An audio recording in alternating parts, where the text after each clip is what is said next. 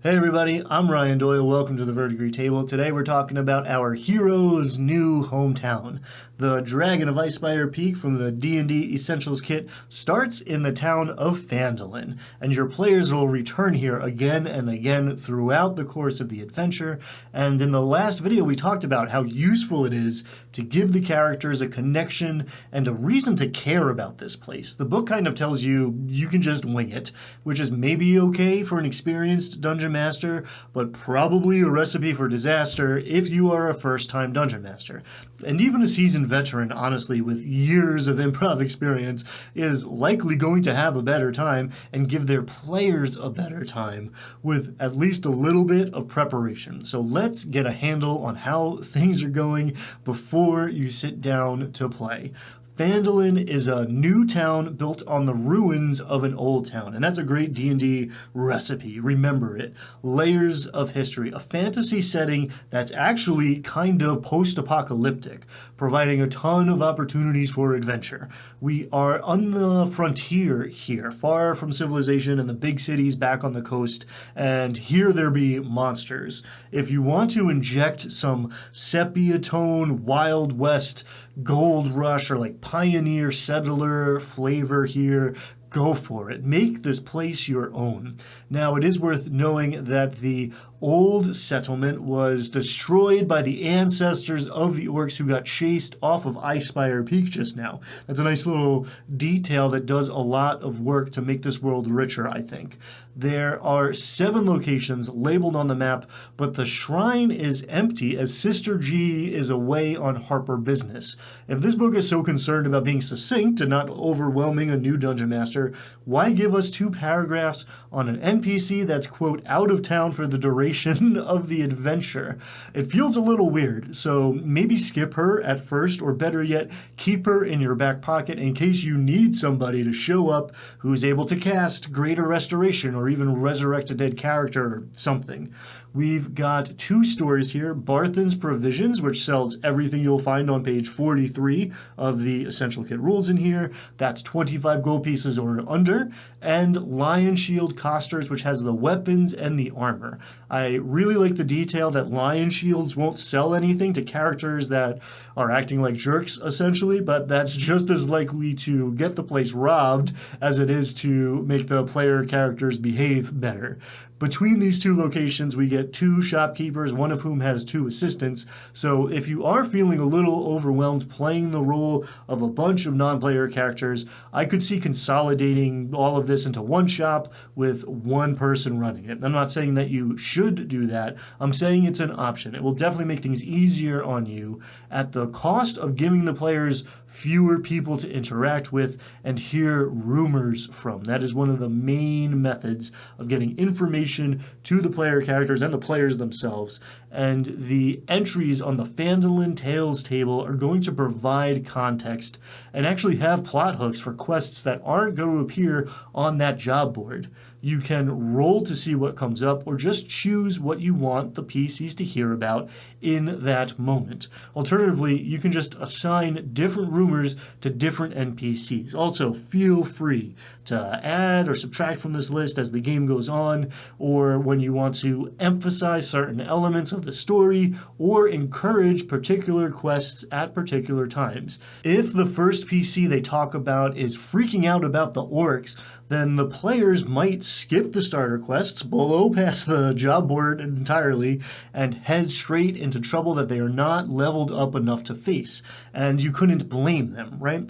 In your game, you might even decide to cut the orcs out entirely to keep things more focused on the dragon. And I wouldn't unless I was pressed for time, maybe, but that is absolutely something you can do. If you are editing out quests or adding other material, just be sure that you are changing the rumor table accordingly. If I ran this thing today, I'd probably think about replacing or maybe combining Dwarven Excavation with my Eyeless in the Dark, because those ochre jellies, man, are crazy for level 1. If I left things as is, which is mostly what we're going to do in this series, I would lean into Umbrage Hill being the first thing, so the rumors the players hear when they first hit town are going to be about Dara Gwyn, the person to talk to about healing potions. Now, traditionally, the proprietor of the tavern, the barkeep, is the person in the know when it comes to these things, and I recommend taking a little more time to flesh out good old Toblin Stonehill. Now, with all these NPCs, you don't have to be an amazing actor or great with voices. Just think about what can make each character distinct from the others and what they want. Now, motivation for Toblin is easy. He wants to help the player characters with what he can so that they keep coming back and spending gold. I also find that casting an NPC can really help you quickly embody them and improvise in conversation, whether you choose an actor or a character from a show or a movie or even a real-life acquaintance. You might want to pull on some obscure reference so no one knows when you're doing it poorly, but a person or a character that everyone at the table recognizes can be a lot of fun as well. For whatever reason, almost all of my tavern keepers sound like the Simpsons version of that old-timey transatlantic newscaster, Phandalin, City on the Rise. It doesn't have to be good or even make sense. Just have some fun with it. Because it would be great if the players have an NPC that they like and trust in town, and Toblin is a good candidate that will serve as a nice counterpoint to Harbin Wester, the cowardly townmaster, the mayor. There's a very good chance that your players come to hate this guy, and that's okay. Lean into it. Make him haughty or pathetic or both, and they're good at debate, busting down his door almost every time they talk to him, especially as he slides their rewards through the bottom of his door, one gold piece at a time. I love that detail. Again, take a little time to figure out how you want to play him, as arguably Harbin is the most important NPC here, though we might not actually ever see him, since he's the one giving out the quests. The other NPC in town worth thinking about is Halia Thorton. She has a lot of potential as a member of the Zentarum, but as written here, there isn't really much to her. If you want to up the political intrigue in your game, she's a great candidate to try to supplant the town master for her own gain, though it might not be the best thing for Phandalin. She could also be offering the PCs additional rewards for completing certain quests, as she would definitely have her own reasons for being interested in dealing with the threat the orcs and the dragon poses. Maybe she's actually in league with the were-rats, right? Or at least she's done business with them, and therefore she knows rumors about the treasure at the Shrine of Savras. She's there if you need her, and easy to skip if you don't. If you do want to put her in the PC's path, I like having them sent to her, to the exchange, when they try to spend any gems in town. If you want to or you need another non-player character at any point, those sidekicks are a great resource, even in future adventures. It is also always smart to have a list of random names on your Dungeon Master screen. You're never going to know when you might need one. As the adventure progresses, more and more NPCs will get introduced or created, and some may even moving to Phandalin. Don't be afraid to add to or elaborate on or combine and edit down if it feels right to you, or when the players bounce off of some NPCs while falling in love with others, which they likely will, probably in very unpredictable ways. Crab cakes, assign, and change the race, the gender, ideals, bonds, flaws, traits, anything and everything that you think will help you have fun with it and hook the players. Make this world and this town your own. Phandalin is the thing connecting all of these adventures alongside the dragon, and the fact that the dragon, and the orcs for that matter, are threatening the town are going to keep the different pieces of your campaign feeling relevant and important, even urgent. It's not exactly in the book, but don't be afraid to do some damage to your town, to your world, to keep the PCs motivated. Those dice come up 8 and say Cryovane hits Phandalin. Things might get real. Locations might get destroyed. NPCs might die. On that note, you should know that while there's a lot of life and death situations in here, there's also definitely a lot of humor baked into this adventure too. And more is certain to arise as you play the game. So don't be afraid to lean into that aspect as well.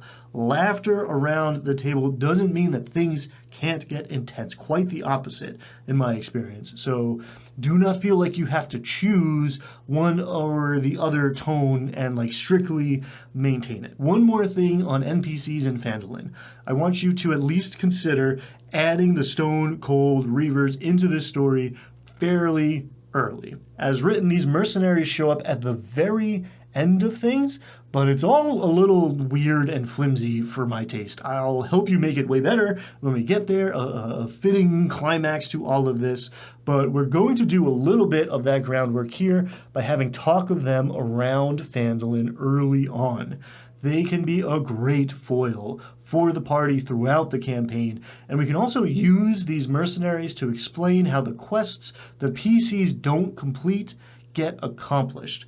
There's 3 groups of 3 postings going up on this job board, and each time the party's really only expected to do 2 out of 3 of them. Now, the players don't necessarily know this, and there's no real explanation why quests might drop off. So having the Reavers do them creates a rivalry that may pay off down the road. You can also use them to take a quest before the PC select it, because you, the Dungeon Master, are more interested in running another one, even something you've cooked up yourself. I wouldn't overdo that as it goes against the spirit of player choice and the sandbox, but it is a great trick to pull once, and it might really get under the player's skin.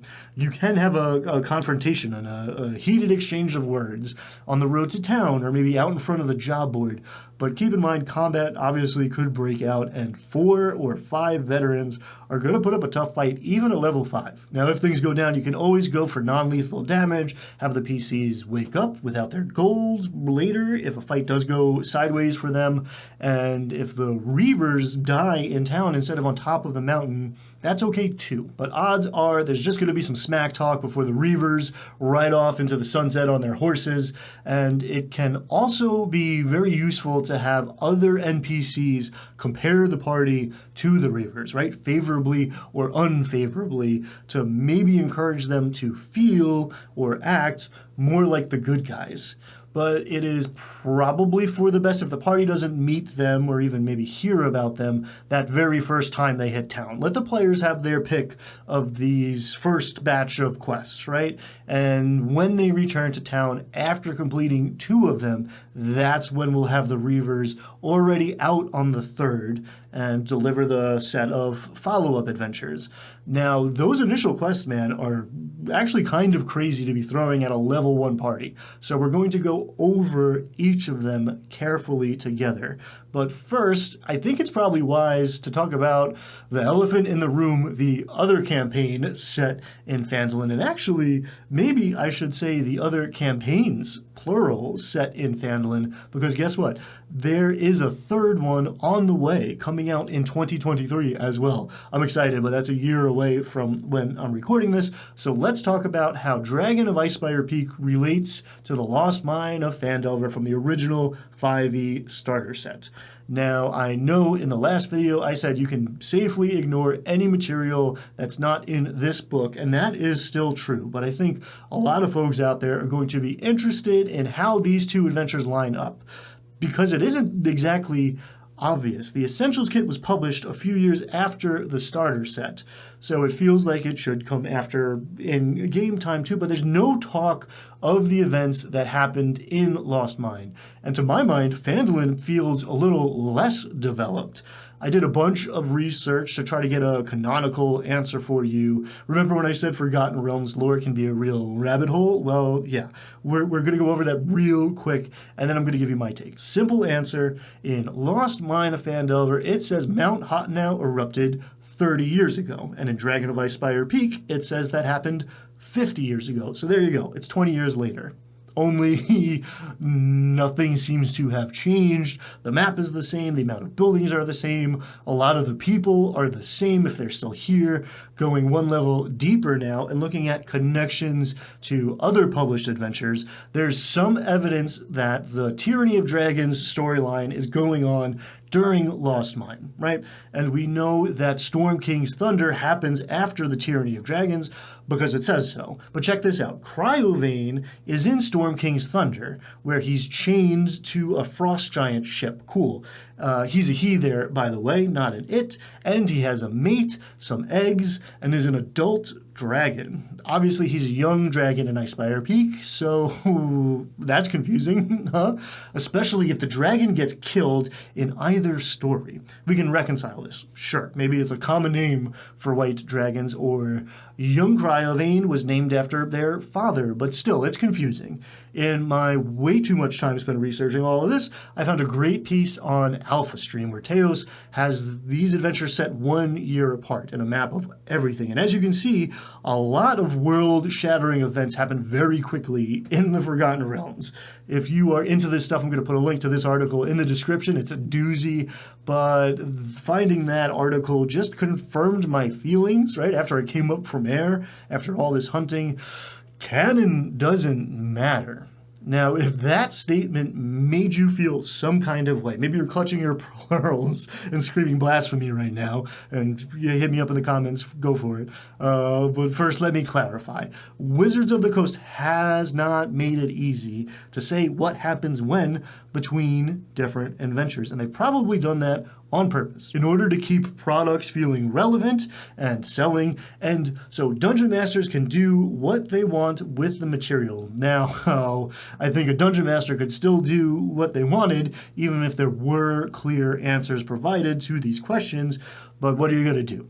So if canon does matter to you, or you're considering incorporating other material, and you just like your world story building to make sense, you're going to have to make some choices, and you're going to have to make some stuff up. Don't worry, I'm here to help though. The way I see it, there are 4 options. Option 1, who cares? Forget about it. If WotC isn't going to worry about internal consistency, and they have a team of paid professionals working on it full time, why should we? It will probably never come up at your table, and even if it does, we can hand wave it away and talk about the multiverse and the weave of magic and stuff. And that might sound a little flippant, but I think it's actually going to be the right answer for a lot of tables, and it's definitely the easiest, the simplest, so that you can move on to focus your energies onto things that are going to matter more. But if you don't like that, we've got more options. Number 2, The Dragon of Icespire Peak is a prequel to Lost Mine of Phandelver, and that explains why some characters are missing, and there's no talk of the discovery of Wave Echo Cave, and the increased development that would likely follow that discovery. This feels good to me, because we can drop little breadcrumbs, right? Tying Dwarven Excavation and Axeholm, maybe even Nomengard, to the history of Phandelver's Pack and the Spellforge. You know, our heroes here keep Phandalin from getting wiped off the map by the dragon and the orcs, and open things up for the Rockseeker brothers to come in and do their thing. Option 3, maybe obviously, Dragon of Icespire Peak happens after Lost Mine of Phandelver. And in game and real world, there's evidence that points to this being the most likely case. But again, it doesn't feel very satisfying to me. The Forge of Spells is kind of a bust, as written, though, right? So maybe discovering Wave Echo Cave ultimately didn't change much for Phandalin. Or maybe it's just coming online, right? And Cryovane's threatening to stop progress just when it's about to start.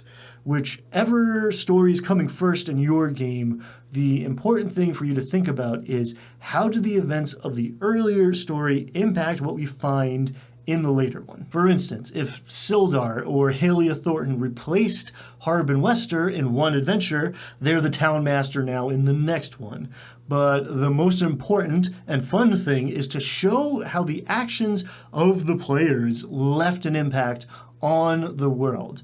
Did they claim and rebuild Tressendar Manor as their mansion/stronghold? Or maybe they turned it into an orphanage for goblins? Did they accidentally burn down the Stonehill Inn at one point? Or maybe someone retired and took it over, or took over the Sleeping Giant? Or there's a statue to the heroes who fell while defeating Cryovane or the Black Spider. Even if it's a different group of players, that's the good stuff. I love it. And I bet you and your players will too. It doesn't matter what WotC did or failed to do when they wrote this. What matters is what happens at your table. The story you and your players tell together. That is extra true for the fourth option here, which is maybe the most exciting and intriguing, and also probably the most challenging. Combining these two Phandalin-based adventures so that they're happening at the same time. That was something I planned on getting into when I started my Lost Mine of Phandelver Dungeon Master Prep series, and we're going to go a step further by incorporating the two adventures out of Tales from the Yawning Portal as well, plus all of the content I've been sharing on the Dungeon Masters Guild to make one huge open world sandbox. So subscribe to this channel if you haven't already, because it's all coming together, baby. But first, we're going to go through every quest in the Dragon of Icespire Peak, starting with Umbrage Hill. Get out there, have fun, be kind to yourself, be kind to each other, and I will see you next time. Thanks so much.